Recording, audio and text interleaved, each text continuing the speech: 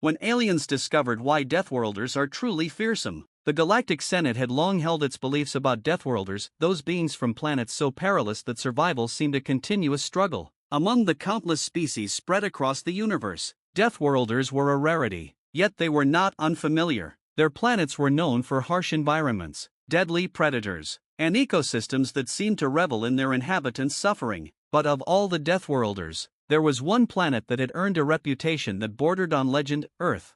The stories of Earth's people, the humans, circulated through the halls of the Senate like mythic tales, creatures of endurance, stubbornness, and an uncanny ability to thrive in the most hostile of conditions. The humans were often discussed with a mix of disbelief and wary respect. Still, many in the galaxy had never seen a Deathworlder in action, let alone witnessed firsthand why the humans were so feared. That was about to change. The arrival of the humans.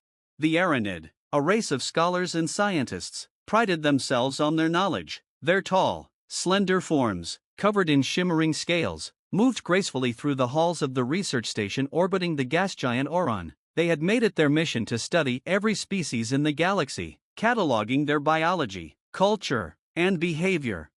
When the Senate approved the admission of humans into the wider galactic community, the Aranid, ever curious, extended an invitation to Earth. They wanted to understand what made these Deathworlders so unique. A few delegates had visited Earth in the past, but no major study had been conducted, especially not in a controlled environment. The humans accepted.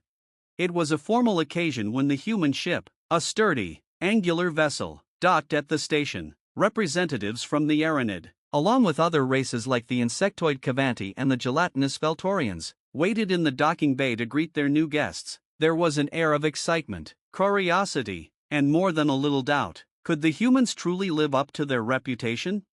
The ramp of the human ship lowered, and out walked 4 humans, each clad in simple but functional military uniforms. They carried themselves with a calm confidence that was unnerving to some of the gathered aliens. At the forefront was Captain Sarah Voss, a hardened soldier who had seen more battlefields than any alien in that room could comprehend. Voss surveyed the crowd, her steel-gray eyes glinting with an unspoken challenge. Behind her were Sergeant Malik, a muscular man with the grace of a predator, Lieutenant Davis, their tech specialist, and Private Helena, the youngest and newest recruit, eager but composed. "We welcome you to our research station," the lead Aranid, a scientist named Shulka, said in his soft, melodic voice. "We are honored to have you here." Voss nodded. "The honor is ours, Shulka. We are happy to represent Earth and show you what we can do." Little did Shulka know that the humans would soon demonstrate far more than mere cooperation. They would reveal why their species was truly feared. A test of strength. A few days passed with little incident. The humans participated in cultural exchanges, teaching the other species about Earth's history, survival methods, and the peculiarities of their evolution. The aliens found them fascinating. Humans were adaptable, intelligent, and, above all, resilient. But none of the other races truly understood what resilience meant to a Deathworlder. It began with a simple experiment. Shulka had proposed a test, one meant to gauge the physical and mental capabilities of the humans. It was a friendly challenge, nothing too dangerous. The Aranid had set up a series of simulations, obstacle courses designed to test strength, endurance, and tactical thinking. Other species had undergone these tests before, and the results were always enlightening. "We don't expect you to finish the course," Shulka said kindly. "It's meant to be difficult, impossible, in fact, but it will help us understand your species better." Voss grinned at her team. "Impossible, huh? We've heard that before." The course was brutal by design. The first segment involved navigating a zero-gravity field filled with shifting obstacles, sharp rotating blades, and blinding light flashes. The Cavanti, with their exoskeletons and 6 limbs, excelled at this, while the Veltorians could simply ooze through the gaps. The humans? They didn't just excel, they dominated. Private Elena, small but agile, moved through the zero-gravity field like she had been born in it. She twisted and ducked, dodging every obstacle with precision. Malik, who weighed nearly twice as much as Elena, used his brute strength to plow through the course, his muscles absorbing the shocks that would have shattered other beings' bones. Davis hacked into the course's control system mid-run, making the final segment a breeze. Shulka and the Aranid scientists watched, stunned. This was only the beginning. The first attack, The tests were cut short by an emergency. An unexpected threat had arrived: pirates. Not just any pirates, but the Korgoth, a brutal race known for raiding research stations, leaving no survivors, and selling their captives as slaves.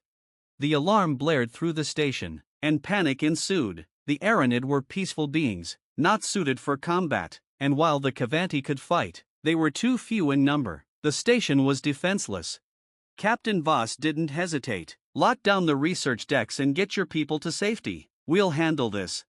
Shulka blinked in disbelief. You? There are only 4 of you. The Korgoth number in the hundreds. They are battle-hardened, ruthless. Voss smirked. Sounds like a fair fight. Within moments, the humans were armed. They moved with the efficiency of seasoned warriors, spreading out across key choke points in the station. The Korgoth breached the outer hull, pouring into the station's corridors like a swarm of armored locusts. What they hadn't counted on was running into Deathworlders. Battle in the halls. The first Korgoth squad entered a narrow corridor, their confidence high. They had raided countless stations, faced dozens of different species, none of whom could stand against their sheer force. But as they rounded the corner, they were met by Sergeant Malik, crouched behind cover, his rifle steady. Malik opened fire, precise and controlled. The Korgotha's armor, designed to withstand blaster shots from lesser species, crumpled under the impact of human weaponry. The first wave fell before they even knew what hit them. Elsewhere, Private Elena had set traps in the ventilation shafts, using the station's systems to her advantage. She lured a group of Korgoth into a choke point and then unleashed a barrage of explosives. The explosion rocked the station, and the Korgoth screamed in fury. The pirates soon realized they were up against something far more dangerous than they had anticipated. These humans fought like demons, unrelenting, fearless, and far stronger than they had any right to be. The Korgoth were known for their brutality, but they had never faced creatures like this. Captain Voss, leading the charge, fought with a ferocity that sent waves of panic through the enemy ranks. She moved like a force of nature, cutting through Korgoth forces with brutal efficiency. Her team followed suit, each human demonstrating skills honed through years of surviving on a planet where the environment itself was an enemy. The Korgotha's numbers dwindled, and soon the once feared pirates were retreating, desperate to escape the wrath of the Deathworlders. The aftermath. When the dust settled, the research station was still intact. Bodies of Korgoth pirates littered the hallways, and the survivors fled into the void of space, never to return. Shulka and the other aliens emerged from their hiding places, eyes wide with disbelief. They had heard stories of the legendary resilience and ferocity of Deathworlders, but they had never expected to witness it firsthand. Captain Voss and her team, though bloodied and bruised, stood victorious. The humans had taken on an entire pirate armada and won, with 4 soldiers. Shulka approached Voss, awe and fear mixing in his expression. I now understand why the galaxy speaks of your people with such caution, he said slowly. Voss wiped the blood from her cheek and gave him a tired smile. Now you know why Deathworlders aren't to be underestimated. The humans had proven their worth, not through grand speeches or displays of technology, but through the simple, raw power of survival. They were, after all, products of a planet that demanded strength, endurance, and adaptability to simply live another day. The Aranid and the rest of the galactic community had learned a valuable lesson. Deathworlders were not just fearsome because of where they came from, they were fearsome because, no matter the odds, they always found a way to win. The legend of Earth. Word spread quickly through the galaxy about the events on the research station. Humans, the Deathworlders from Earth, had fought off an entire pirate invasion with nothing more than their wits, their strength, and their indomitable spirit. To the rest of the galaxy, Earth was no longer just a dangerous world, it was the ultimate training ground, and the beings who called it home, they were not to be trifled with. You said. Ripples across the galaxy. The battle on the Aranid research station had ended, but the aftershocks were only beginning to be felt across the galaxy. News of what had transpired spread like wildfire through the networks of traders, diplomats, and military factions. Species that had once scoffed at the idea of Deathworlders being anything more than a curiosity now found themselves reconsidering their stance. Governments and military strategists began to reanalyze the capabilities of the human race, and whispers of Earth's warriors echoed in council chambers and command rooms alike. The Kavanti, known for their strategic prowess, began quietly discussing what it would mean to ally with the humans. They had long respected strength, and now they saw an opportunity to stand beside a species that could change the balance of power in the galaxy. Meanwhile, the Veltorians, whose gelatinous forms made them more focused on intellectual pursuits, were already working on technological advancements inspired by the resilience of the humans. They theorized that if they could adapt Earth's survival mechanisms, they could create the next leap in biotechnology. However, it was not only those within the Senate who took notice.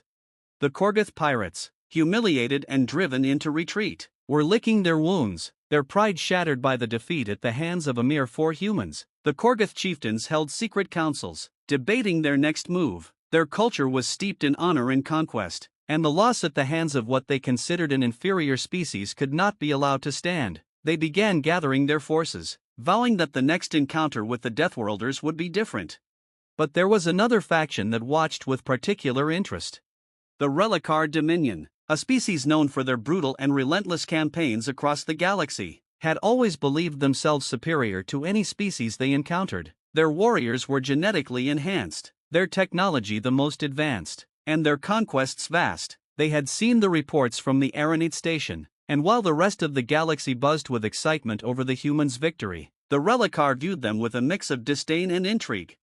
To the Relicar, the Deathworlders were a potential threat, one that needed to be studied and, if necessary, eliminated. The Dominion had conquered countless systems, wiping out entire civilizations that dared to stand in their way. Earth, in their eyes, was just another target, one that they would soon have to test.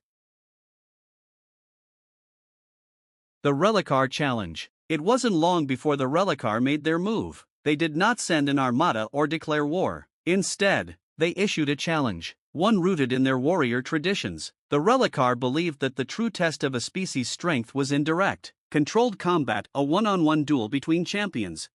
The challenge was simple, a Relicar warrior against one of Earth's best. The duel would take place on a neutral planet, broadcast across the galaxy. It was to be a spectacle, a way for the Relicar to assert their dominance while giving the galaxy a show. If Earth's champion won, it would bring unparalleled glory to their people. If they lost, it would serve as a grim reminder that Deathworlders, despite their reputation, could still be broken.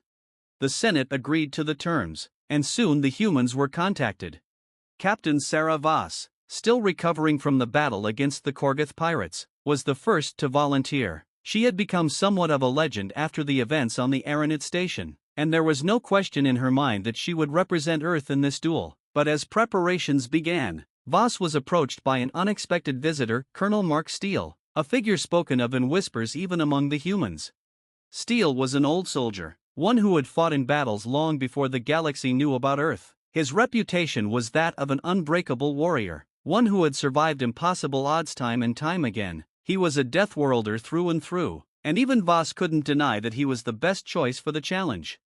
"I appreciate the offer, Captain," Steele said, his gravelly voice calm and steady, "but this fight needs to be mine." Voss hesitated. "You're not exactly in prime condition, Colonel. I've heard the stories, but..." Steele cut her off with a wry grin. "Trust me, Captain, you haven't seen what a Deathworlder can really do." The duel of champions. The day of the duel arrived, and the galaxy watched with bated breath. The planet chosen for the battle was a barren wasteland, its atmosphere thin but survivable. At the center of a large, arena-like valley, the two champions stood across from each other, Colonel Mark Steele, representing Earth, and Krothak, the Relicar's finest warrior. Krothak was a towering figure, his body augmented with cybernetic enhancements, his skin a gleaming black that seemed to absorb the light around him. He carried a massive energy blade, and his armor hummed with advanced shielding technology. By all accounts, he was a living weapon, designed for one purpose, to kill. Steele, by contrast, wore no armor. He carried only a standard-issue combat knife and a sidearm, his weathered face showing no sign of fear. To the untrained eye, he appeared vulnerable, outmatched, but those who knew Steele, those who understood the nature of Deathworlders, saw the calm determination in his eyes, the look of a man who had faced death 1,000 times and lived to tell the tale.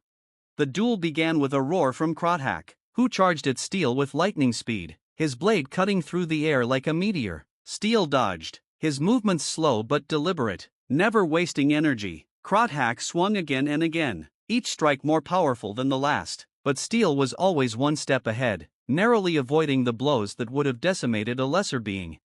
The galaxy watched in stunned silence as the duel unfolded. The Relicar warrior was a force of nature, but Steel moved with the precision of a predator. He was patient, waiting for the right moment, studying Krothak's movements, his patterns, and then, in a flash, the moment came.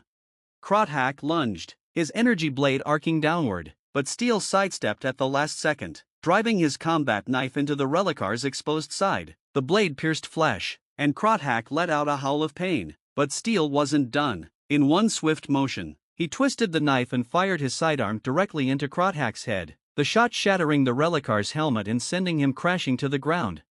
The arena fell silent. Colonel Steel stood over the fallen warrior, his chest rising and falling with measured breaths. He had won, not through brute strength or superior technology, but through skill, patience, and the unyielding resolve of a Deathworlder. The fear spreads. The galaxy was never the same after that day. The Relicar, once believed to be the pinnacle of warrior strength, had been defeated by a human, a Deathworlder who fought with nothing but a knife, a gun, and sheer determination. The stories of the duel spread far and wide, solidifying Earth's place as a force to be reckoned with. But it wasn't just the military might of the humans that frightened the galaxy. It was their spirit, the knowledge that Deathworlders didn't just survive, they thrived in adversity. They didn't need advanced technology to win, they needed only their willpower, their cunning, and their refusal to ever give up. From that day forward, the galaxy viewed Deathworlders with a mix of awe and fear. They were no longer seen as simple inhabitants of a harsh planet, they were seen as the embodiment of resilience, creatures who could not be broken, no matter the odds.